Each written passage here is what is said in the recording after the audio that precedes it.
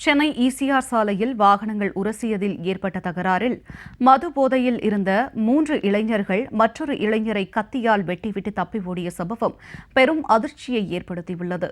போதை இளைஞர்கள் மூவரும் சிக்கியது எப்படி, இந்த சம்பவத்தின் பின்னணி என்ன என்பது குறித்து விவரிக்கிறது இந்த செய்தி தொகுப்பு.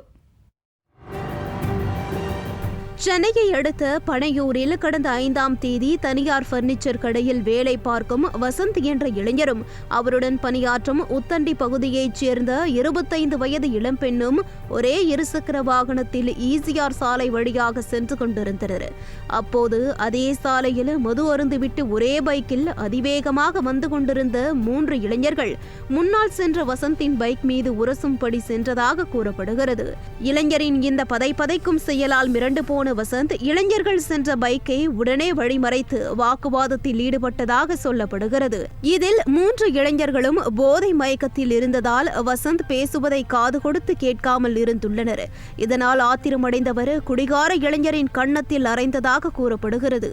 இதனால் ஆத்திரமடைந்த குமார் என்ற இளைஞர் அவர் மறைத்து வைத்திருந்த கத்தியை எடுத்து வசந்தின் பின்பக்க தலையில் வெட்டி உள்ளார். பின்னர் 3 இளைஞர்களும் அங்கிருந்து இருசக்கர வாகனத்தில் சட்டென்று தப்பித்து ஈசிஆர் சாலை வழியாக சென்றுள்ளனர்.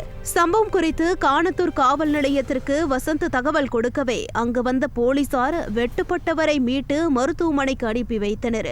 தொடர்ந்து தப்பியோடிய இளைஞர்கள் மூவரையும் அவர்கள் சென்ற சாலை வழியாகவே சென்று தேடியுள்ளனர்.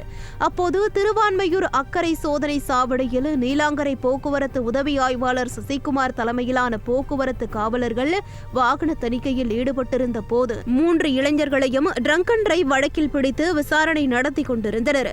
அப்போது அங்கு வந்த போலீசாரை பார்த்த இளைஞர்களில் ஒருவர் அங்கிருந்து தப்பியோடி உள்ளார். ஒரு இளைஞர் மட்டும் போலீசாரின் பிடியில் சிக்கி உள்ளார். அவரை கைது செய்து காவல் நிலையம் அழைத்து வந்த போலீசார் விசாரித்த போது புழல் பகுதியைச் சேர்ந்த ஜனா என்பதும் அவருடன் இருந்தவர்கள் அதே பகுதியைச் சேர்ந்த மணிகண்டன் மற்றும் பெருங்களத்தூரைச் சேர்ந்த குமார் என்பதும் தெரிய வந்தது. இளைஞர்கள் மூவரும் வசந்தை தாக்குவதற்கு முன் கோவலம் பகுதியில் மது அருந்திவிட்டு கடலில் குளித்து விளையாடிய போது இளைஞர் ஒருவரிடம் செல்போன் பறித்ததாகவும் இன்ஸ்டா ரீல் மோகத்திற்காக கத்தியை உடன் வைத்திருந்ததும் போலீசாரின் விசாரணையில் தெரிய வந்துள்ளது.